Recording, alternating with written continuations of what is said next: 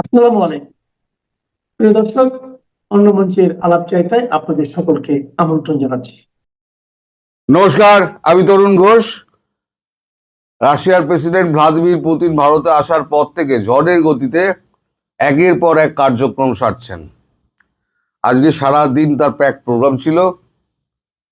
প্রথমে নরেন্দ্র মোদীর সঙ্গে একটা 1-to-1 মিটিং ছিল, রুদ্ধদ্বার বৈঠক।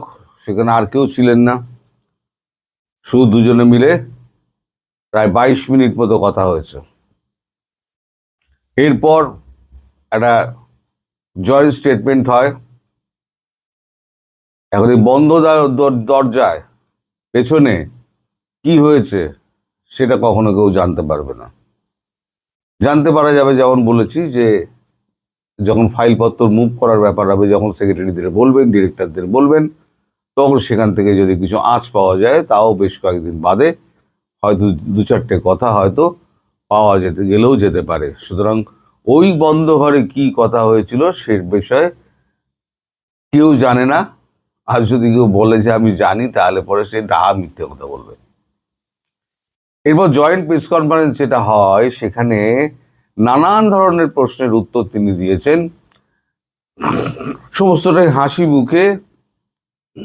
ঘন্টাখানেকের জয়েন্ট স্টেটমেন্ট উনি পাঠ করেছেন। সেখানে ইন্দো প্যাসিফিক বিষয়টিতে উত্থাপন হয়েছে, বিশ্বে রাজনৈতিক সংকট এবং মৌলবাদী শক্তির যে উত্থান এবং অস্থিরতা, সেগুলো নিয়ে কথাবার্তা হয়েছে। এবং মার্কিন যুক্তরাষ্ট্রের চাপ সহ্য করে ভারত রাশিয়ার প্রতি যে সাহায্যের হাত বাড়িয়ে দিয়েছে, তার জন্য তিনি নরেন্দ্র মোদীর দিকে তাকিয়ে বলেন, আমি তার প্রতি কৃতজ্ঞ এবং ভারতবাসীর প্রতি আমি কৃতজ্ঞ। ভারতবাসী চিরকালই রাশিয়ার বন্ধু, এবং যেহেতু ভারতবর্ষ বাংলাদেশকে স্বাধীন করেছিল, তাই বাংলাদেশের সঙ্গে ভারতের একটা আত্মিক সম্পর্ক আছে। এবং যেহেতু সেক্ষেত্রে সোভিয়েত ইউনিয়ন তৎকালীন সাহায্যের জন্য এগিয়ে এসেছিল, তাই আমাদেরও কিছুটা দায়িত্ব এসে বর্তায় যে বাংলাদেশকে স্থিতিশীল করার ব্যাপারে। এটা উনি জয়েন্ট স্টেটমেন্টে বলেছেন। এখন একটা কথা হয়, তাকে প্রশ্ন করা হয় যে এই যে আপনাদের 45 মিনিট গাড়িতে আলোচনা হলো, কি নিয়ে এত আলোচনা করলেন 45 মিনিট? তখন উনি হাসতে হাসতে বলেন যে দেখুন, পুরনো বন্ধু, আপনারাও যখন পুরনো বন্ধুর সঙ্গে বহুদিন বাদে আপনার দেখা হয়, তখন আপনারা কি একটা বিষয়ের ওপরে আপনারা কথা বলেন? বিভিন্ন বিষয়, বিভিন্ন প্রসঙ্গ ঘুরে আসে, তার মধ্যে অনেক হালকা বিষয় থাকে, অনেক গম্ভীর বিষয় থাকে। আমরা দুজনে একটা একান্ত মুহূর্ত কাটিয়েছি, যেখানে কেউ ডিস্টার্ব করার মতো কেউ ছিল না। আমরা চাইনি আমাদেরকে কেউ ডিস্টার্ব করুক। তো সেক্ষেত্রে এতটা সময় চলে গিয়েছে, আমরা দুজনেও খেয়াল করিনি বলে উনি পাশ কাটিয়ে বেরিয়ে গিয়েছেন। উনি বলেন যে ভারতের সঙ্গে রাশিয়ার একটা সাংস্কৃতিক বিনিময় আছে। সাংস্কৃতিক বিনিময় কিরাম? যেমন সিনেমার ক্ষেত্রে আমি একটা উদাহরণ দিতে পারি। রাশিয়াতে আমার দেশে একটা হিন্দি সিনেমার গান আছে, মেরা জুতা হ্যায় জাপানি এ দিল হ্যায় হিন্দুস্তানি। গানটা তিনি ভাঙা ভাঙা অক্ষরে সুর ছাড়া একটু গেয়ে শোনান। তিনি বলেন এই গান আমাদেরকে আরো কাছে টেনে এনেছে। এখন যে প্রসঙ্গটা উনি বলেছেন যে ইন্দো প্যাসিফিক নিরাপত্তার জন্য ভারত রাশিয়া বাংলাদেশকে সঙ্গে নিয়ে কাজ করবে, এই কথাটা কিন্তু উনি বলেছেন জয়েন্ট স্টেটমেন্টে।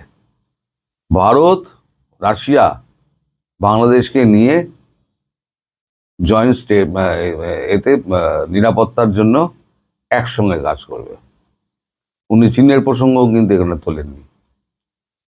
এরপরে যেটা ঠিক আছে, 6:30 থেকে 10-12 মিনিটের একটা সাক্ষাৎ হবে শেখ হাসিনার সঙ্গে। এখন তো অনেক আমি দেরি করে করে, আমি তো আজকে কোর্ট ছিল, আমি বলেছিলাম আজকে কোর্ট ছিল, তো আমার ফিরতে ফিরতে অনেক দেরি হয়ে গেছে। আমি জয়েন্ট স্টেটমেন্টে কিছুটা শুনেছি, কিছুটা শুনিনি, অনেক কিছু আমার মিস হয়ে যেতে পারে, পরে আমি এগুলো বলবো এবং আপনারা সমস্ত কাগজ মারফত জানতেও পেরে যাবেন আমি বলার আগেই যে কি হয়েছে না হয়েছে, যদি উল্টোপাল্টা বক্তব্য না থাকে।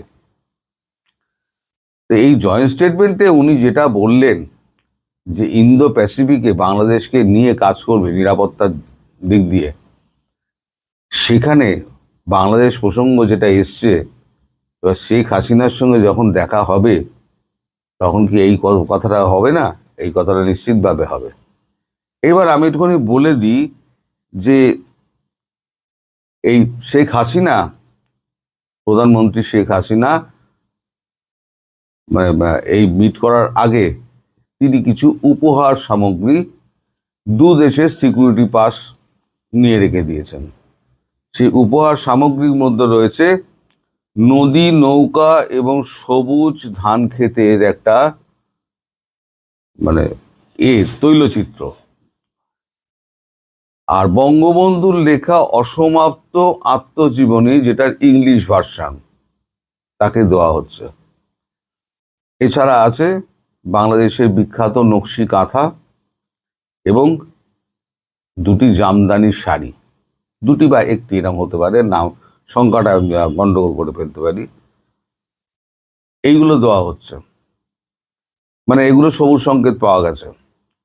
আর সঙ্গে থাকছে গোপন 5-6 পৃষ্ঠার একটা কালো ফাইলে লেখা তার নিজস্ব কিছু বক্তব্য বাংলাদেশ নিয়ে রাশিয়াকে জানানো, যেটা ভারতবর্ষ সঙ্গে আলোচনা করেই হয়েছে।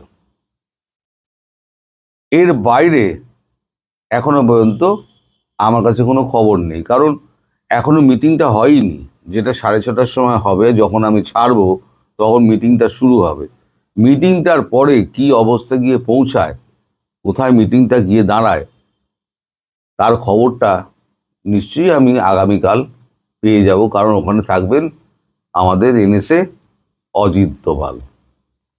তিনি আসলে সমস্ত কিছুর পথ প্রদর্শক, তিনি সমস্ত কিছু করেন। তারপরে উনি ওখান থেকে বেরিয়ে সোজা প্লেনে উঠবেন, উঠে বেরিয়ে চলে যাবেন। ফলে বাংলাদেশ ইস্যুটা আমার যদ্দূর মনে হয়, ওই যে দুজনের মধ্যে বৈঠকটা একান্তে হয়েছে, সেখানে বাংলাদেশ ইস্যুটা, যেটা আমি বলেছিলাম, এটা থাকছে এবং গভীরভাবে থাকছে। নইলে উনি বলতেন না যে এই মুক্তিযুদ্ধের কথা বলতেন না, এই বঙ্গোপসাগর কি বলে এই সমুদ্রের নিরাপত্তার কথা উনি বলতেন না, ইন্দো প্যাসিফিকের নিরাপত্তার কথা বলতেন না বাংলাদেশকে নিয়ে। নিশ্চয়ই বাংলাদেশের কথা ওই ভেতরে হয়েছে। সে কথাগুলো আস্তে আস্তে আস্তে আস্তে জানা যাবে, এখনই হয়তো দুম করে জানা যাবে না। তবে শেখ হাসিনার সঙ্গে কি কথা হয়েছে না হয়েছে, একদিন হয়তো আমার সময় লাগবে, একদিন বাদে আমি আপনাদেরকে নিশ্চিতভাবে কিছুটা অন্তত জানাবার চেষ্টা করব, যতটা পারবো ততটা জানাবো। আমার পক্ষে যতটুকু জানা সম্ভব আমি জানবো, জেনে তারপর আমি আপনাদের বলবো। তা আমি ভিডিও আর লম্বা করব না, কারণ এই ভিডিও লম্বা করলে ওই ধৈর্যচ্যুতি ঘটে এবং একই খবর বারবার বলে লাভ নেই, লোকের টাইম নষ্ট করা হয়। আপনারা সবাই ভালো থাকবেন। বাংলাদেশ এবং ভারত সম্পর্ক প্লাস ডক্টর ইউনূসের পাকিস্তানি যেসব এজেন্ট আছে তাদের কর্মকাণ্ড, এটা কি ইম্প্যাক্ট তৈরি করছে এবং এর ফলে বাংলাদেশ নামক এই ছোট রাষ্ট্রটিতে কি হতে পারে সামনের দিনগুলোতে, এবং বাংলাদেশের ভবিষ্যৎ কোন সূত্রে গাথা, সে বিষয়টি নিয়ে একটু আলোকপাত করতে চাই। আপনারা যদি দেখেন যে সাম্প্রতিক সময়ে ডক্টর ইউনূস বাংলাদেশে বিডিআর হত্যাকাণ্ড নিয়ে একটি প্রতিবেদন প্রকাশ করেছেন। আপনারা জানেন আর্মি ক্লিয়ারলি বলেছে there is no if no but, অর্থাৎ ইফ বাট ছাড়াই বিডিআর হত্যাকাণ্ডের যে বিচার হয়েছে সেটি সুষ্ঠু বিচার, এবং সেটা নিয়ে নতুন কোনো প্যান্ডোরার বক্স ওপেন করা যাবে না। তো এই কথাটি তিনি বলার পর আমরা ধারণা করেছিলাম বাংলাদেশে বিডিআর হত্যাকাণ্ড নিয়ে নতুন কোনো গল্প উপন্যাস আসবে না, কিন্তু আসলো। এই আসার ফলে কি হলো, আমরা যেটা বুঝতে পারলাম যে বাংলাদেশ সেনাবাহিনী আসলে এখন বাংলাদেশ সেনাবাহিনী চালাচ্ছে না, সেনাবাহিনীর প্রধান চালাচ্ছে না। বাংলাদেশ সেনাবাহিনীর প্রধান হচ্ছে এখন আসিফ মুনির। পাকিস্তানের সেনাবাহিনী, যিনি সাম্প্রতিক ফিল্ড মার্শাল উপাধি পেয়েছেন, তিনি কিন্তু বাংলাদেশের সেনাবাহিনীটা চালাচ্ছেন। এবং এই বাংলাদেশ সেনাবাহিনীকে চালিয়ে ডক্টর ইউনূসের যেসব পাকিস্তানি এজেন্টরা সেনাবাহিনী, বিমান বাহিনী, নৌবাহিনী এবং বাংলাদেশের বিডিআর বা বিজিবিতে ছিল, সেই সব পাকিস্তানি এজেন্টদেরকে দিয়ে বাংলাদেশে একটি ন্যারেটিভ তৈরি করার চেষ্টা হচ্ছে। এই পাকিস্তানি এজেন্টরা বাংলাদেশে একটি ন্যারেটিভ দাঁড় করানোর চেষ্টা করছে যে বাংলাদেশে 2008 সালে যেই বিডিআর মিউটিনিটা হয়েছিল সেই মিউটিনির সাথে ভারত জড়িত, এবং সরাসরি ভারত রাষ্ট্রের নাম ধরেই কিন্তু এই কথাটি বলা হয়েছে। তার মানেটা কি দাঁড়াচ্ছে, যে বাংলাদেশের বিডিআর বিদ্রোহ এবং এই ভারতের সংশ্লিষ্টতা এক সূত্রে গাঁথা, এইরকম একটা প্রতিবেদন এসছে। অথচ আমরা সবাই জানি বাংলাদেশ আওয়ামী লীগ ক্ষমতায় এসছে 8 জানুয়ারি, আর 25 ফেব্রুয়ারি সম্ভবত এই ঘটনাটি ঘটে। 2 মাসেরও কম সময়ে ভেতরে এই ঘটনাটি যখন ঘটে, তখন শেখ হাসিনা আর্মি ক্যান্টনমেন্টে গিয়েছিলেন। ক্যান্টনমেন্টে কী ধরনের অবস্থার সম্মুখীন হয়েছিলেন তিনি, আমরা সেটা দেখেছি। পরবর্তীতে আস্তে আস্তে দেশটাকে আবার পুনর্গঠন করা হয়। এখন এই যে বাংলাদেশ সেনাবাহিনী যেখানে বলছে যে এখানে কোনো ভারতের সম্পৃক্ততা নেই, এটা বিডিআরের একটা বিদ্রোহ, এই বিদ্রোহে 57 জন সেনা কর্মকর্তা নিহত হয়েছেন, এটা শোকাবহ, দুঃখের। এবং শেখ হাসিনা এইসব বিডিআর বিদ্রোহে নিহত হওয়া পরিবারের সদস্যকে নানাভাবে তাদের পাশে দাঁড়িয়েছেন, কারো পরিবারের সদস্যদেরকে পার্লামেন্টের মেম্বার পর্যন্ত করেছেন। তার মানে তার সদিচ্ছা, রাষ্ট্রনায়কোচিত কাজ কারবার সব কিছু দিয়ে তিনি দেখিয়েছেন যে এটি আসলে একটি ঘটনা, যে ঘটনাটাকে প্রপারলি অ্যাড্রেস করা উচিত। এবং এই সেনাবাহিনী হত্যার জন্য এই বিডিআরের যেই সব জওয়ানরা এখানে উপস্থিত ছিল এবং যারা এই হত্যাকাণ্ডে অংশগ্রহণ করেছে, তাদের অনেকের মৃত্যুদণ্ডের রায় হয়েছে। এখন এই হত্যাকাণ্ডের রায়টি এখন উল্টে যাবে, কারণ যেই তদন্তটি এসছে, এই তদন্তে যেহেতু ভারতের কথা এসছে, তাহলে এই সেনাবাহিনীর হত্যাকারীদেরকে আর শাস্তি দেওয়া যাবে না, এখন তাদেরকে খালাস দিতে হবে। তাহলে আসুন, বাংলাদেশটা আসলে ইনভাইট করে একটা যুদ্ধের আয়োজন করছে। বাংলাদেশ যুদ্ধকে আয়োজন করছে কি কারণে আপনারা দেখেন, পাকিস্তান চাচ্ছে যে বাংলাদেশের শক্তিকে, বাংলাদেশের ভূমিকে ব্যবহার করে ভারতের ভিতরে নানান জায়গায় একটা বিচ্ছিন্নতা তৈরি করা। এর ফলে ভারত একটা প্রেসারে পড়ে পাকিস্তানের সাথে যদি কোনো সমঝোতা করে, কিন্তু বাংলাদেশের প্রতিবেশী ভারতের যে 7টি অঙ্গরাজ্য রয়েছে, এই অঙ্গরাজ্যগুলোতে সেই রকমের কোনো বিদ্রোহ নাই বললেই চলে। এক, দ্বিতীয়ত ভারত সরকারের কন্ট্রোল সেন্ট্রালি এবং লোকালি এমন পর্যায়ে আছে, সেখানে কোনো রকমের বিদ্রোহ সংগঠন করা, ভারত রাষ্ট্রের বিরুদ্ধে কোনো যুদ্ধ ঘোষণা করা বা কোনো আঞ্চলিক স্বাধীনতা ঘোষণা করার কোনো শক্তি ভারতে এই মুহূর্তে নাই। সুতরাং এই জুজুর ভয় দেখিয়ে বাংলাদেশটাকে ব্যবহার করে পাকিস্তান যে স্বার্থটা হাসিল করতে চাচ্ছে, পাকিস্তানের মূল কথাটা হচ্ছে 1971 সালে যদি পাকিস্তান বাংলাদেশকে সহযোগিতা না করত, তাহলে লাঠি দিয়ে পিটে, অস্ত্র নিক্ষেপ করে, অস্ত্র দিয়ে গুলি করে, নারীদেরকে দর্শন করে, ভোগ করে আমাদের এই দেশটাকে তারা কিন্তু পাকিস্তানের অংশ রেখে দিতে পারত। কিন্তু ভারত যখনই আমাদেরকে বর্ডার খুলে দিল, ভারত যখনই আমাদেরকে সহযোগিতা করলো, আর্মিদেরকে ট্রেনিং দিল, খাবার দিল, 1 কোটি মানুষকে আশ্রয় দিল, তখন এই বাংলাদেশের মানুষের পক্ষে সংগঠিত হয়ে পাকিস্তানের বিরুদ্ধে যুদ্ধ করে দেশটা স্বাধীন করা সম্ভব হয়েছে। এখন ধরেন বাংলাদেশে যদি কোনোভাবে পাকিস্তানকে সহযোগিতা করতে যায়, বর্ডারের কোনো একটা অংশে পাকিস্তানি বাহিনী দিয়ে যদি ইন্ডিয়ার সাথে একটা ঝামেলা তৈরি করে, তাহলে বাংলাদেশের যে 4000 বর্গ মাইল বর্গ কিলোমিটার সীমান্ত রয়েছে। এই সীমান্তের যে কোনো দিক দিয়ে কিন্তু ভারতীয় বাহিনী ঢুকে বাংলাদেশের যেই কোনো অঞ্চল এক দিনের ভিতরে দখল করে নিয়ে যেতে পারে। তাহলে বাংলাদেশটাকে কোথায় ঠেলে দিচ্ছেন আপনি? দেখেন, এই পাকিস্তান ইনুসের সাথে ষড়যন্ত্র করে ডক্টর ইনুসের যে একটা এজেন্ডা, এটা মেটিকুলাস যে ডিজাইন, এই ডিজাইনের অংশ হিসেবে তিনি কিন্তু চায়নায় গিয়ে বলেছিল যে ভারতের 7টি অঙ্গরাজ্য ল্যান্ডলক। এখন বাংলাদেশের ঢাকাকে যদি আমরা ল্যান্ডলক বলি তা আপনারা কি বলবেন? না, বাংলাদেশের ঢাকা তো ল্যান্ডলক না, কারণ ঢাকার তো একটি বন্দর রয়েছে, সেটি হচ্ছে চট্টগ্রাম বন্দর, কারণ ঢাকা হচ্ছে রাজধানী, এটা একটা রাষ্ট্রের অংশ। এখন পাকিস্তানেরও কোনো কোনো অংশকে যদি আপনি ল্যান্ডলক বলেন তাহলে কি হবে? এটা হবে ধৃষ্টতা এবং কূটনীতিক শিষ্টাচার বহির্ভূত আচরণ। এখন বাংলাদেশের ভবিষ্যতে কি হবে সেই জিনিসটা যদি আপনি একটু খেয়াল করেন, ভারতের সাম্প্রতিক সময়ে ভ্রমণ করছে, এখনও ভারতেই আছেন রাশিয়ার প্রেসিডেন্ট ভ্লাদিমির পুতিন। তিনি তার প্রতিবেশী রাষ্ট্রটিকে দখল করে নিয়েছেন, ইউক্রেন। ইউক্রেনকে তিনি 15 সালে ইউক্রেনের একটা অংশ তারা নিয়ে নিয়েছিল, ক্রিমিয়া। নিয়ে নেওয়ার পর কিছুই করতে পারেনি। পরবর্তীতে এবার আবার ইউক্রেনকে দখল করার চেষ্টা, এবং রাশিয়ার প্রচুর ক্ষয়ক্ষতি হয়েছে, কারণ আমেরিকা এবং পুরো ইউরোপ রাশিয়ার বিরুদ্ধে যুদ্ধ করছে, কিন্তু শেষ পর্যন্ত যুদ্ধে রাশিয়াকে পরাজিত করা যায় নাই। যার ফলে আমেরিকার প্রেসিডেন্ট ডোনাল্ড ট্রাম্প আসার পর রাশিয়ার সাথে আলাপ আলোচনা হয়। সেই আলাপ আলোচনার এখনকার যে স্টেজ, সেই স্টেজে দম্বাস নামে যে অঞ্চলটি, বিশাল একটি অঞ্চল, বাংলাদেশ যত বড় তার চেয়ে বড় অঞ্চল, এখন ছেড়ে দিতে হচ্ছে রাশিয়াকে, দিয়ে একটি নেগোসিয়েশন করে পিসফুল সেটেলমেন্টের পথের দিকে যাওয়ার একটি সম্ভাবনা দেখা দিয়েছে। তার মানে বড় শক্তি যখন আক্রমণ করে তখন তারা যাওয়ার সময় যে থাবাটা দেয় বাংলাদেশের এই ছোট্ট অঞ্চলে, এই থাবাটা যদি ভারত দেয়, তাহলে ডক্টর ইনুস, তার যে পাকিস্তানি দালাল, এই পাকিস্তানির সিআইএর যেসব দোসররা আছে, বাংলাদেশের চাকরি করেছে কিন্তু সার্ভ করেছে পাকিস্তানকে, তারা কিন্তু এটা রক্ষা করতে পারবে না। তাই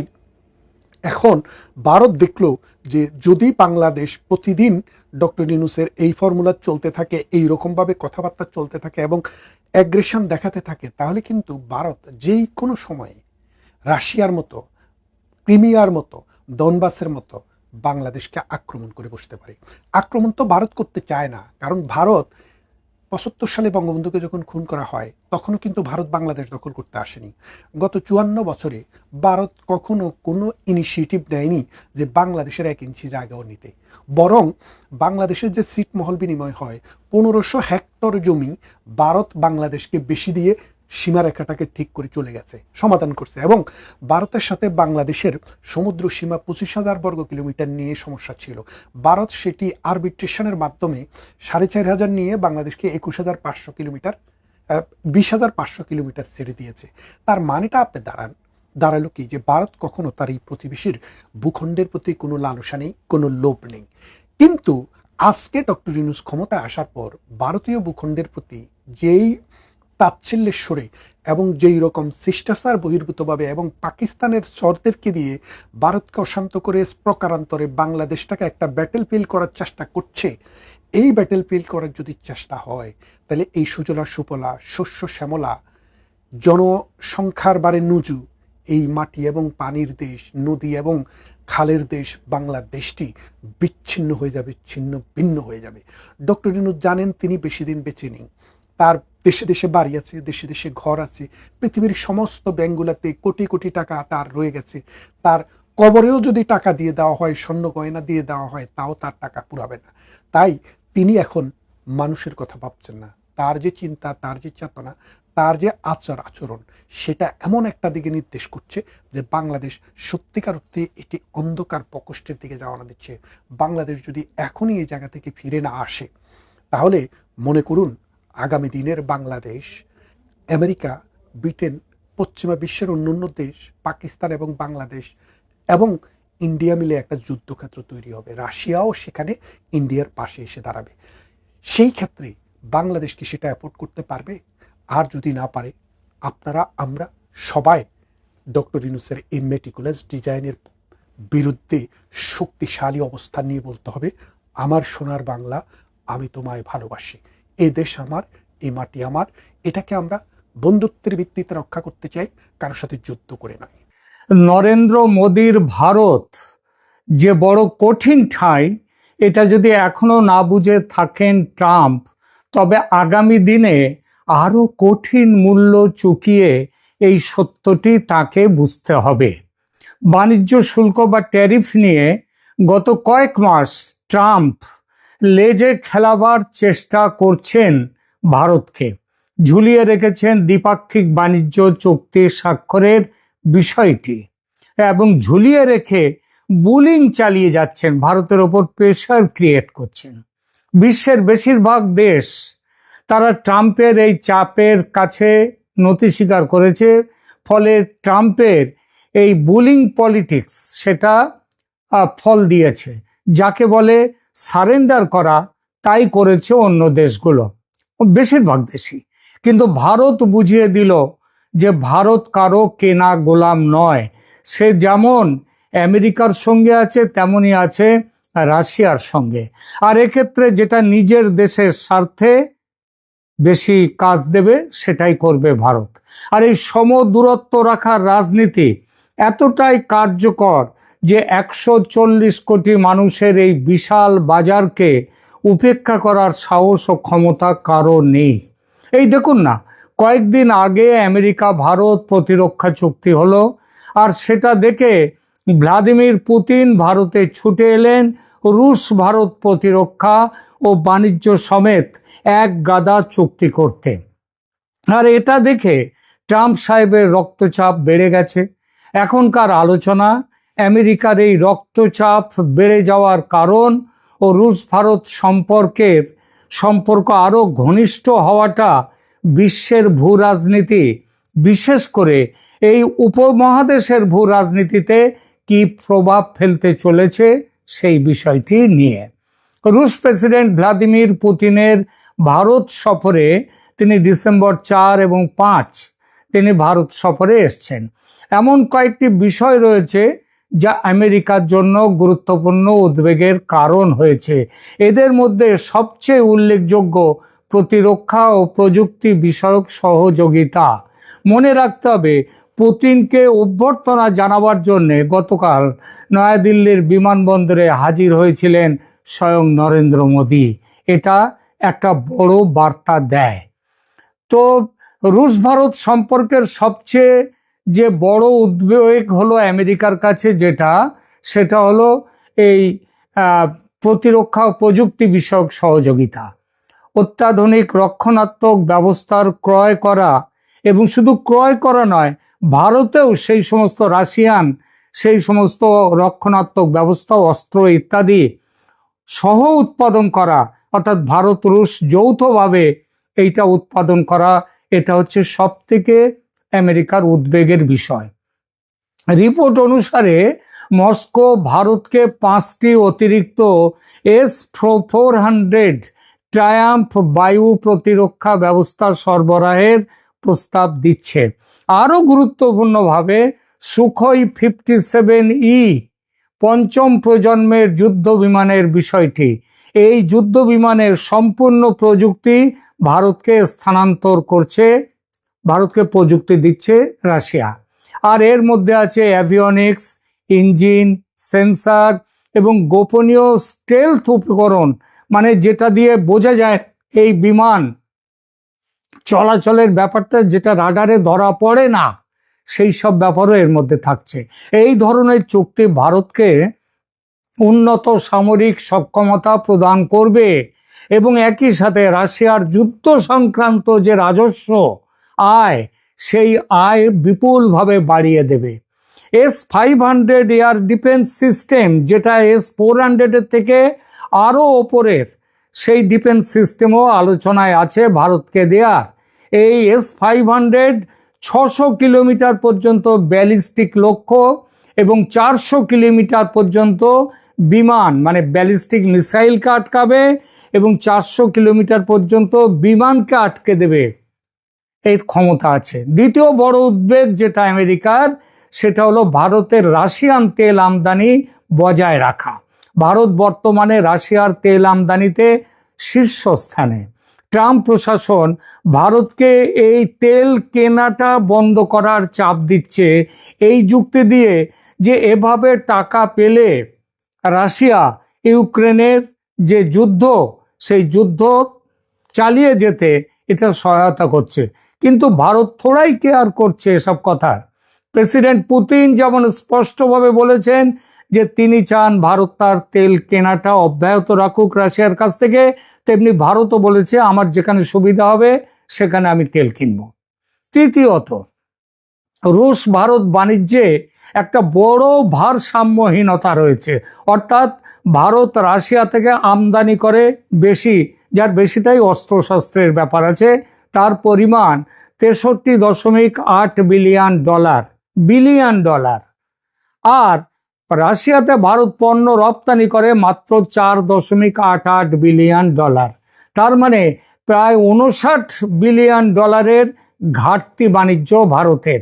রাশিয়া এই ভারসাম্যহীনতা নিয়ে খুব চিন্তিত এবং ভারতীয় পণ্য, বিশেষ করে ফার্মাসিউটিক্যাল, ওষুধপত্র, অটোমেটিভ গাড়ির যন্ত্রপাতি এবং কৃষি পণ্য, সেটা ক্রয় বেশ বড় সড়ো রকম বাড়িয়ে দেবে বলে কথা দিয়েছে, যাতে ভারতের বাণিজ্য ঘাটতি কমে যায়।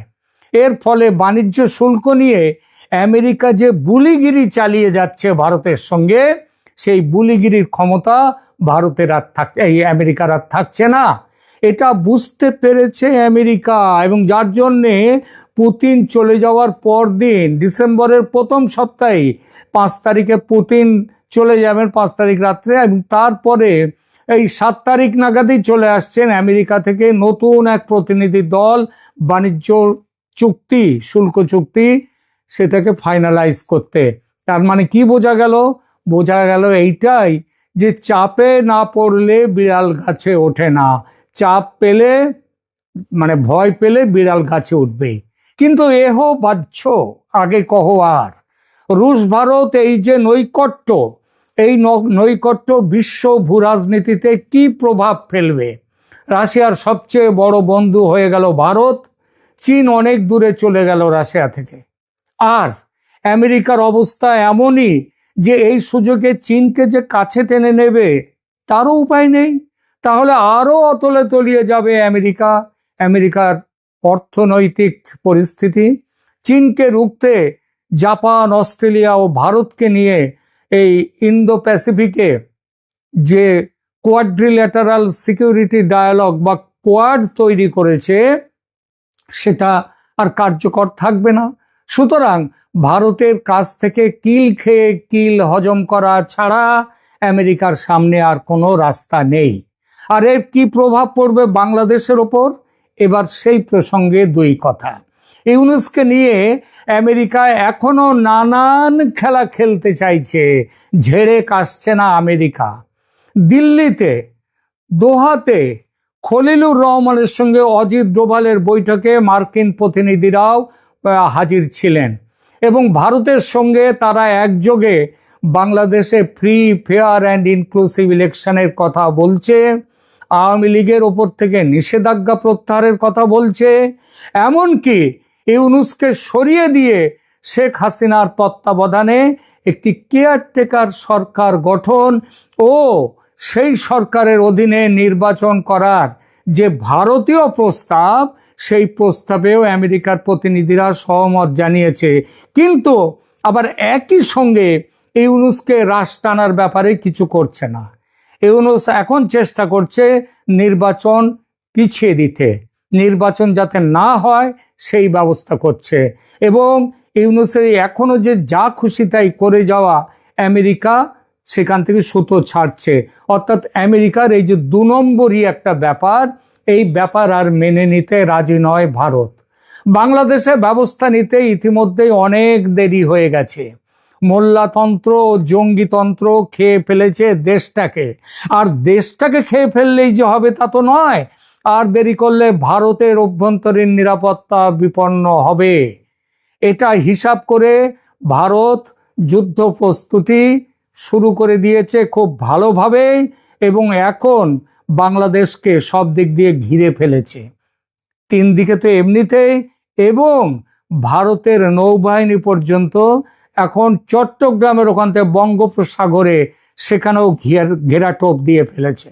ভারত জানে বাংলাদেশের সামরিক অভিযান যদি এই মুহূর্তে চালানো হয়, আমেরিকা কিছুতেই ভারতের বিরুদ্ধে যেতে পারবে না। তাকে চুপচাপ বসে বসে দেখতে হবে ভারতের সামরিক অভিযান। এমনও হতে পারে আমেরিকা ভারতকে সমর্থন করবে সেই অভিযানে।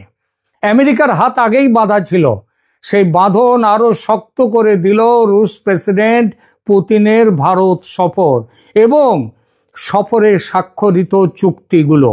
বলা বাহুল্য, এর পরে ট্রাম্প সাহেবের মনে ভারতের বিরুদ্ধে ব্যবস্থা নেয়ার বাসনা জাগার কোনো কথাই আর ওঠে না, উঠবে না।